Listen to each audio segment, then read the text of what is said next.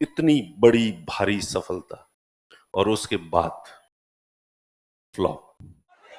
ये टाइम पे भंडारा नहीं हो ना तो वहां जाके नवीन जी को 1,04,000 रुपये दिए। ये महावीर जो है ये तुम्हें टाइम पे समोसे नहीं खिलाए तो इसको क्या कहना है? जागो ग्राहक, अब तुम्हारा हक है। ठीक है, तो अब वो देखो मुंह उतार रहे हैं वहां खड़े खड़े, ये बोल के चले जाते हैं इधर से।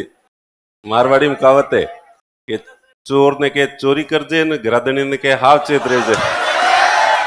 ठीक है, तो अब मैं आपको तो वैसे उकसा रहा हूं, अब इनको और क्या कहूंगा बाहर जाके। तो पढ़ाई कैसी चल रही है आप लोगों की? अच्छी है, बहुत अच्छी? फिर से बोलो, सोच समझ के बोलो। अरे वाह, क्या बात है। हर क्लास में जब मैं पहले दिन जाता हूं तो यही प्रश्न पूछता हूं और ऐसा ही जवाब आता है मुझे। उसके बाद मैं उनको मेरी बताता हूं, क्योंकि मैं भी कभी स्टूडेंट था, सास भी कभी बहू थी। तो अब जब मैं पढ़ता था हर बार मैं पढ़ाई का टारगेट तय करता था। एक तो पर डे के हिसाब से भी तय करता था कि रोजाना मुझे 10-11 घंटे रोजाना जो है वो पढ़ाई करनी है। और हाँ, 10-11 मैं टारगेट रखता था, मुझसे कभी होती नहीं थी। तो मुझे हमेशा शाम को सोते समय निराशा होती थी कि आज मैंने जो है वो प्रॉपर अच्छी पढ़ाई की नहीं। और फिर मैं 15 दिन बाद का एक टारगेट तय करता था कि इन 15 दिन में मुझे ये वाला सब्जेक्ट कंप्लीट करना है। मैं एक टाइम में एक ही सब्जेक्ट पढ़ता था। और जब भी आपकी कोचिंग भी कंप्लीट हो जाए तो आप भी एक टाइम में एक ही सब्जेक्ट पढ़ें, लगातार 15 दिन तक जो है वो एक ही सब्जेक्ट पढ़ें। उससे क्या होता है कि वो नेचुरल थॉट्स उसी सब्जेक्ट के आते रहते हैं और रात में सपने में भी वो रिवाइज होता रहता है, खाना खाते हैं तब भी वो रिवाइज होता रहता है, वॉक करते हैं तब भी रिवाइज होता रहता है। चलो खैर, तो मैं टारगेट तय करता था कि अगले 15 दिन में मुझे ये सब्जेक्ट कंप्लीट करना है और रोजाना इतने घंटे 10-10 घंटे पढ़ना है। तो जो है वो करीब 15 दिन में 150 घंटे की स्टडी हो जानी चाहिए, प्लस इतना सिलेबस कवर हो जाना चाहिए। लेकिन जब 15 दिन पूरे होते थे तो जितना मैं सोचता था उसका 50% भी मुझसे कंप्लीट नहीं होता था। मुझे बहुत दुख होता था, मैं अपने आप को कोसता था, मैं अपने आप को धिक्कारता था कि मैं कर क्या रहा हूँ। घर वालों का पैसा बर्बाद कर रहा हूँ, उनकी खरी कमाई का बड़ी मुश्किल से जोड़ तोड़ के पैसे पेट के गांठें दे दे के उन्होंने जो पैसे बचत करके मेरी पढ़ाई पे खर्च कर रहे हैं, प्लस मैं मेरे जीवन का ये जो सबसे कीमती समय है इसको बर्बाद कर रहा हूँ अपने। और मैं कर क्या रहा हूँ, क्यों अपने आप को बर्बाद कर रहा हूँ? और अगर इस तरह से मैंने पढ़ाई की तब तो मेरा सिलेक्शन कभी होना ही नहीं है, तो फिर क्या करूं? बहुत दुखी हो जाता था। और उसके बाद मैं सोचता था कि मुझे छोड़ देना चाहिए, अगर ये तरीके हैं पढ़ने के तो मेरे में पढ़ने के लक्षण नहीं है, मुझे पढ़ाई छोड़ देनी चाहिए। अब पढ़ाई छोड़ने का विचार ज्यों ही आता तो वापस आगे कुछ दिखता नहीं था कि छोड़ेंगे तो करेंगे क्या, इसलिए कि वापस कि यार एक मौका तो और बनता है। फिर मैं अपने आप को एक मौका और देता और फिर सोचता कि अगले 15 दिन में ईमानदारी से पढ़ाई करूंगा। और अगले 15 दिन का टारगेट तय करता था कि इस बार ये टारगेट, पुराना टारगेट भी अचीव करना है प्लस नया जो टारगेट रखता था दोनों को अचीव करना। लेकिन 15 दिन जब पूरे होते थे तो वही ढाक के 3 बार फिर अपने आप को कोसता, धिक्कारता, पढ़ाई छोड़ने का डिसीजन लेता, लेकिन कुछ दिखता नहीं, इसलिए फिर अपने आप को एक मौका और देता। और इस तरह से बीतते बीतते जब 2-4-6 महीने बीतते तो फिर मैं बहुत ज्यादा डिप्रेशन, दुखी हो गया। तो फिर मेरे फ्रेंड को जब मैंने ये बात बताई, एक फ्रेंड को बताई, मैं कहा यार मेरे साथ ऐसा हो रहा है, मैं पढ़ नहीं पा रहा हूँ, मेरी पढ़ाई जैसी चलनी चाहिए उतनी पढ़ाई चल नहीं रही है। तो वो फ्रेंड कहता सेम हेयर, यार मेरे साथ भी ऐसा ही है। फिर मैं तीसरे को पूछता, चौथे को पूछता, पांचवें फ्रेंड को पूछता, जिससे भी पूछता, सब ये कहते कि सेम है यार, मेरी भी पढ़ाई अच्छी नहीं चल पा रही। तो ये हम लोग जब पढ़ते थे, और वो जो कहते थे कि पढ़ाई अच्छी नहीं चल पा रही है, नहीं चल पा रही है, नहीं चल पा रही है, वो सारे सेलेक्ट और हो गए। तो जिनकी अच्छी पढ़ाई नहीं चल पा रही थी वो भी सिलेक्ट हो गए।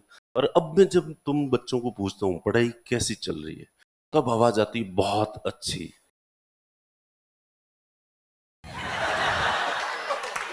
फिर मैं सोचता हूँ जज साहब कौन है ये लोग, कहां से आते हैं। कभी मेरी नहीं चली अच्छी। मेरे आसपास जो इंटेलिजेंट दोस्त थे, जो बहुत ईमानदार ऑनेस्ट थे, उनकी खुद की बहुत पंक्चुअल थे, बहुत डिसिप्लिन थे, उनकी भी पढ़ाई कभी अच्छी नहीं चली। लेकिन यहां पूछो तो, फिर मैं इसलिए ढंग से पूछ, तो इसका मतलब तो, अब ईमानदारी से सोच के बताओ।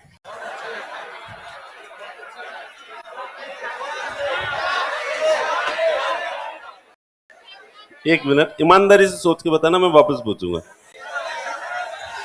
पढ़ाई कैसे चल रही है? Same here. अच्छी नहीं चल रही है? तो पहले तुम लोगों ने क्यों कहा कि बहुत अच्छी?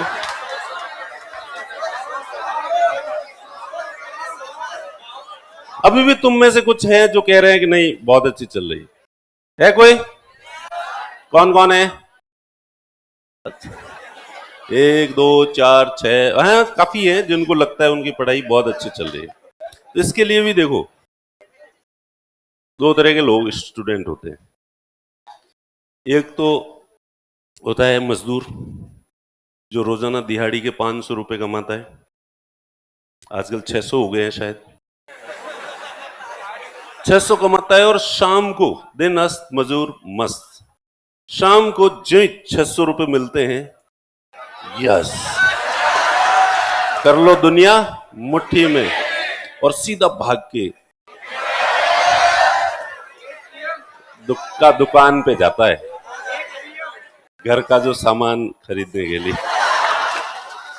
ना, ठेके पे जाता है, और वो एक थैली लेता है और मस्त हो जाता है, दुनिया का शहंशाह बन जाता है। ठीक है, वो बस 600 रुपए में इतना राजी है, खूब कमा लिए।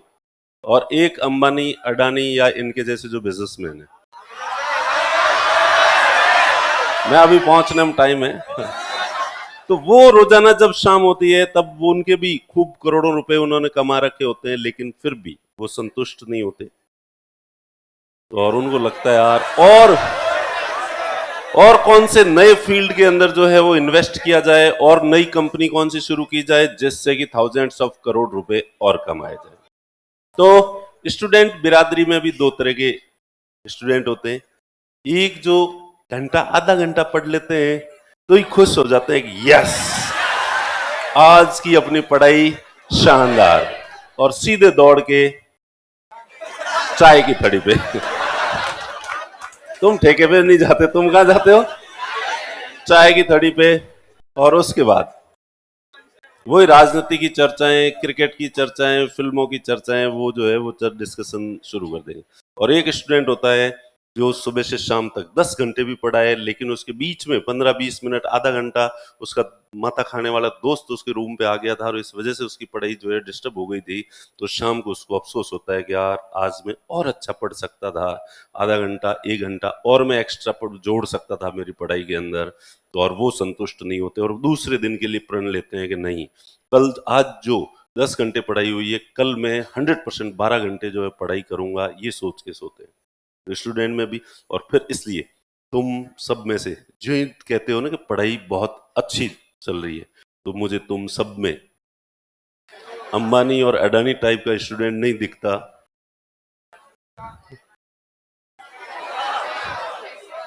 अब इसलिए अभी भी कोई कह रहा है कि बहुत अच्छी चल रही है, इसका मतलब वो उस दिहाड़ी मजदूर की तरह है कि जो घंटा, आधा घंटा, 2 घंटे पढ़ के ही संतुष्ट हो जाता है, खुश हो जाता है, और ये मान लेता है कि उसकी पढ़ाई बहुत अच्छी चल रही है। तो प्लीज, सबसे पहली बात तो आपके जीवन के ये जो 2 साल हैं, ये सबसे महत्वपूर्ण है। यही 2 साल तय करेंगे कि आपका भविष्य कैसा होगा, आपका फ्यूचर कैसा होगा। या तो अर्श पे, फर्श पे, ठीक है, या तो अर्श पे या फर्श पे होंगे आप जीवन में। या तो आप लाइन में खड़े होगे या आपके लिए लोगों की लाइन लगेगी। या तो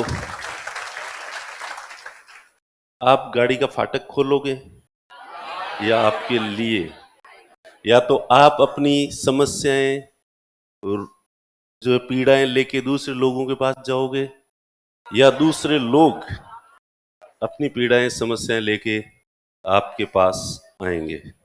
या तो आप अपने किसी सफल रिश्तेदार से दूर की रिश्तेदारी निकालोगे कि अरे आपने पहचाना नहीं क्या मुझे, मैं आपके बुआ जी के, ताऊ जी के बेटे का, पोते का वो फलाना फलाना रिश्तेदार हूं। या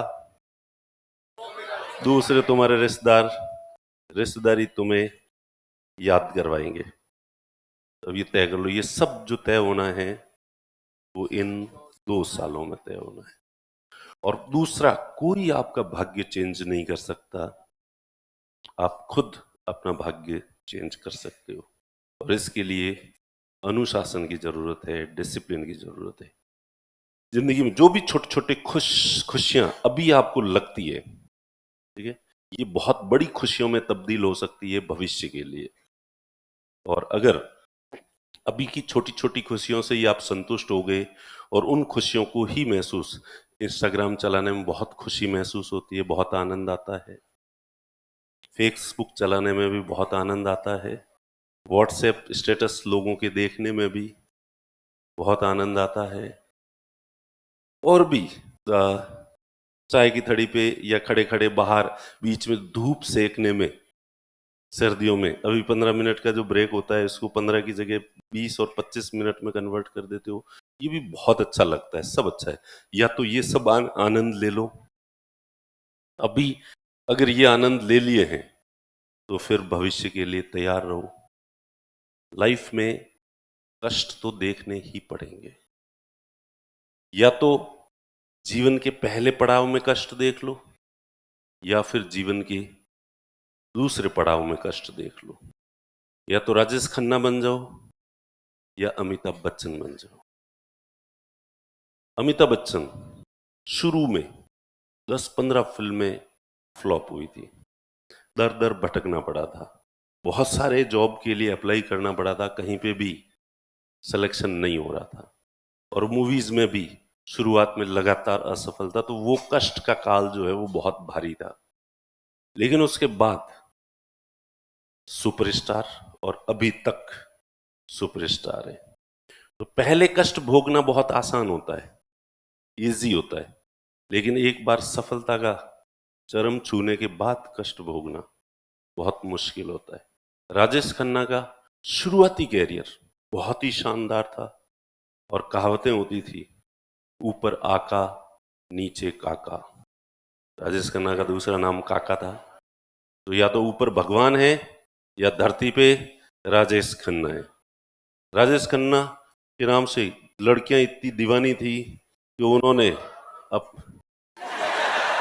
ये लड़कियां हो क्यों कर रही है, कि अपने शरीर पे राजेश खन्ना के नाम जो है वो टैटू बनवा दिए थे, प्लस खून से खून निकाल के, और जो है लव लेटर लिखती थी। ऐसा सुपरस्टार, ऐसे अच्छे दिन थे। और डायरेक्टर्स को वो समय नहीं देता था, मिल नहीं सकता था डायरेक्टर, इसलिए वो छोटा मोटा बीमार होता था, हॉस्पिटल में एडमिट होता था, तो बॉलीवुड के बहुत सारे डायरेक्टर, प्रोड्यूसर्स वगैरह जो होते थे वो उस हॉस्पिटल में एडमिट हो जाते थे, ताकि इस बहाने हॉस्पिटल में कहीं उससे मुलाकात हो जाए। तो ऐसा स्टारडम, वैसे राजेश खन्ना जैसा स्टारडम बॉलीवुड के किसी एक्टर ने नहीं जिया।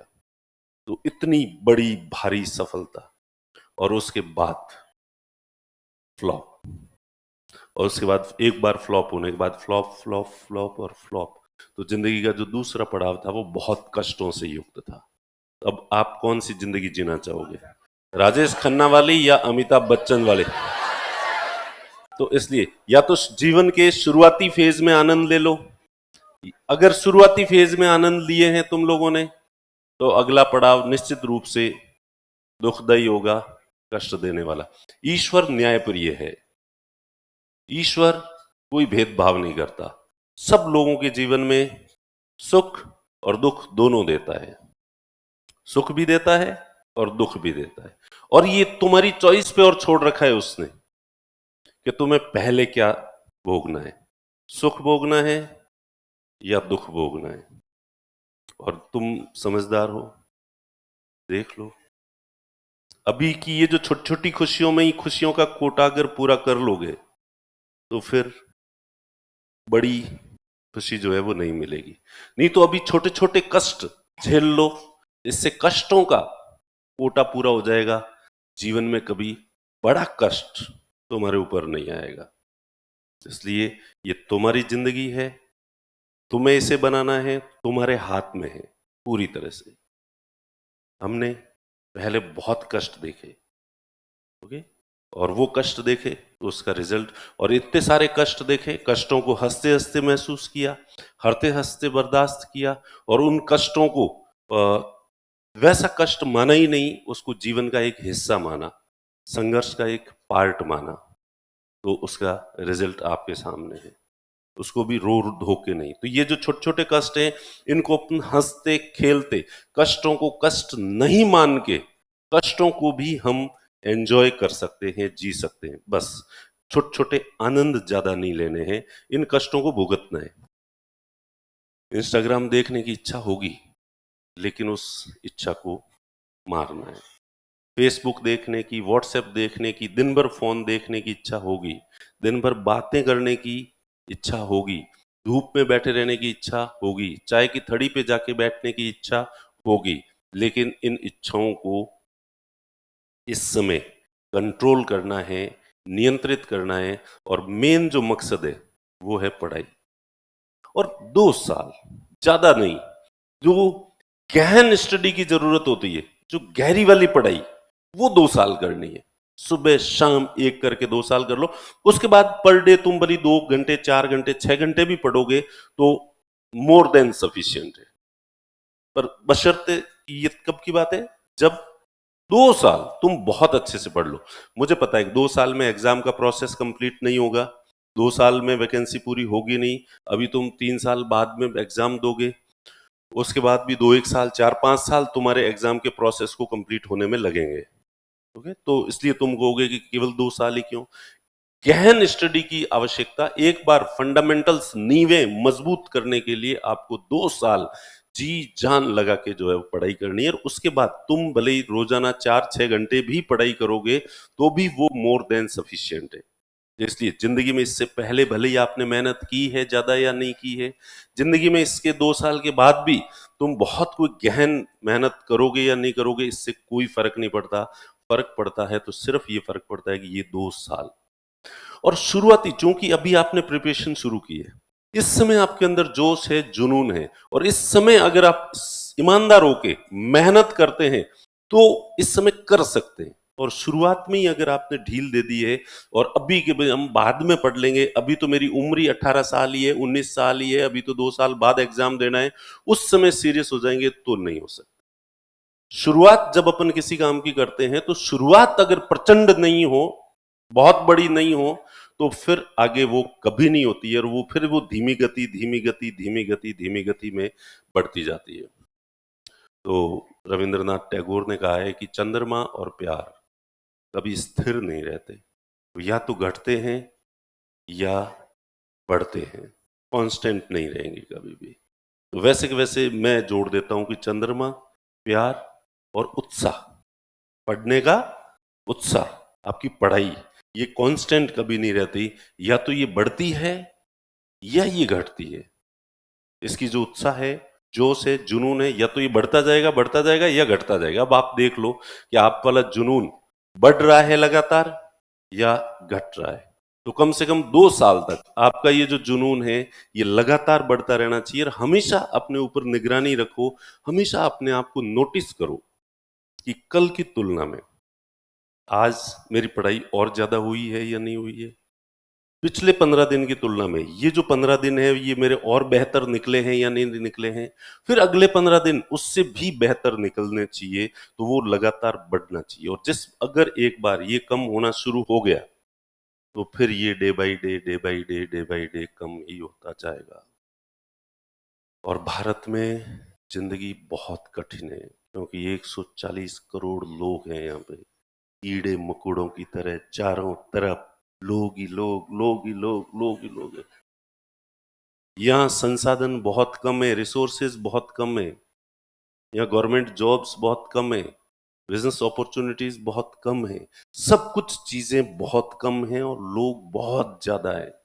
और इतने लोगों में से 140 करोड़ लोगों में से अभी भी इनकम टैक्स 2 या 3% लोग जो है वो इनकम टैक्स अच्छा खासा इनकम रिटर्न फाइल तो करते हैं 5-7 करोड़ लोग, लेकिन 4 करोड़ लोग, सिर्फ 140 में से 4 करोड़ लोग तो इनकम टैक्स चुकाने की स्थिति में है। अब इनकम टैक्स तो हर आदमी, जिसकी भी 5-6 लाख सालाना से महीने के 50,000 से ज्यादा जिसकी भी इनकम है वो इनकम टैक्स चुकाने की कैटेगरी में आता है। तो इतने केवल 4 करोड़ है।